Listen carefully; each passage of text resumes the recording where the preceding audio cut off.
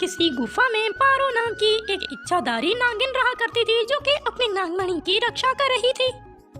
अरे मुझे बहुत भूख लगी है, इस गुफा में तो मुझे कुछ खाने के लिए नहीं मिलेगा। ऐसा करती हूँ, आज मैं इंसानों के गांव में जाकर कुछ खाकर आती हूँ। ऐसा कहकर पारो अपने नागिन वाले रूप में आकर गुफा से बाहर इंसानों के गाँव में चली जाती है। अरे मैं तो इंसानों के गांव में पहुंचने वाली हूँ। ऐसा करती हूँ, अब मैं इंसानी रूप धारण करती हूँ, नहीं तो गांव वालों को मुझ पे शक हो जाएगा। तभी पीछे खड़ी एक चुड़ैल पारो को इस रूप में देख लेती है। अरे ये तो एक इच्छाधारी नागिन है, इसके पास जरूर नागमणि भी होगा, मैं इसका पीछा करती हूँ। ऐसा कहकर वह चुड़ैल भी इंसानी रूप धारण कर लेती है और पारो का पीछा करने लगती है। अरे भूख के मारे तो दिमाग ने भी काम करना छोड़ दिया, मैं तो अपनी नागमणि को गलती से उस गुफा के अंदर छोड़कर आ गई। ऐसा करती हूँ, पहले अपनी नागमणि लेकर आती हूँ। पारो की ये सारी बातें मोहिनी चुड़ैल सुन लेती है। इसका मतलब इस नागिन की नागमणि उस गुफा के अंदर है। मैं इस नागिन को अभी कैद करती हूँ और इसकी नागमणि को लेकर जहाँ से हमेशा के लिए चली जाऊंगी। अरे अब मैं तुम्हारी नागमणि को लेकर जाऊंगी।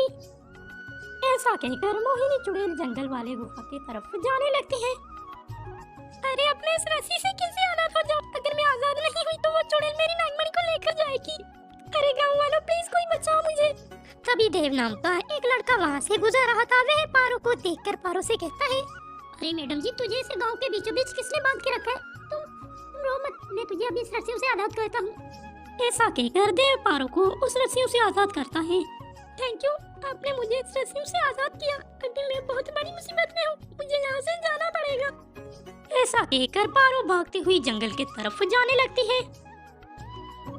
अरे ये बेचारी तो जरूर किसी बड़ी मुसीबत में है। ऐसा करता हूँ, मैं इस बेचारी का पीछा करता हूँ, क्या पता मैं इस बेचारी की कोई मदद कर दूँ। ऐसा कहकर देव उस नागिन की मदद करने के लिए उस नागिन का पीछा करने लगता है।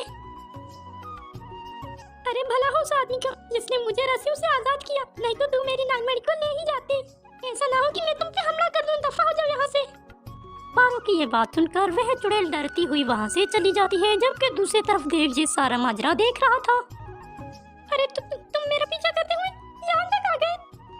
देखिए नागिन जी, तुम ही कह रही थी कि मैं एक बड़ी मुसीबत में हूँ, मैं तुझे मदद करने के लिए आया था, लेकिन तुम तो नाराज हो रही हो क्योंकि मैं जा रहा हूँ। प्लीज आप जो भी हो, मेरे बारे में किसी को मत बताना, वरना बाकी के चुड़ैलें मेरी नागमणि को ले जाएंगे। अरे नागिन जी, तुम डर क्यों रही हो? तुम ऐसे गुफा में कब तक छुपी रहोगे? ऐसा करो, तुम मेरे साथ मेरे घर में रहो। और एक बात, मैं तुम्हारे इस नागिन वाले रूप के बारे में किसी को नहीं बताऊंगा। तुम अपने नागमणि को लेकर मेरे घर में रह सकती हो। और फिर देव पारो को लेकर अपने घर आ जाता है। धीरे धीरे वो एक दूसरे को पसंद करने लगते हैं और फिर कुछ ही दिनों में देव और पारो दोनों की शादी हो जाती है। वह दोनों एक दूसरे को पाकर बहुत ज्यादा खुश थे। शादी के कुछ ही सालों बाद पारो एक सुंदर सी बेटी को जन्म देती है, जिसका नाम वह बुलबुल रखते हैं और वह सारे लोग राजी खुशी जिंदगी बिताने लगते हैं।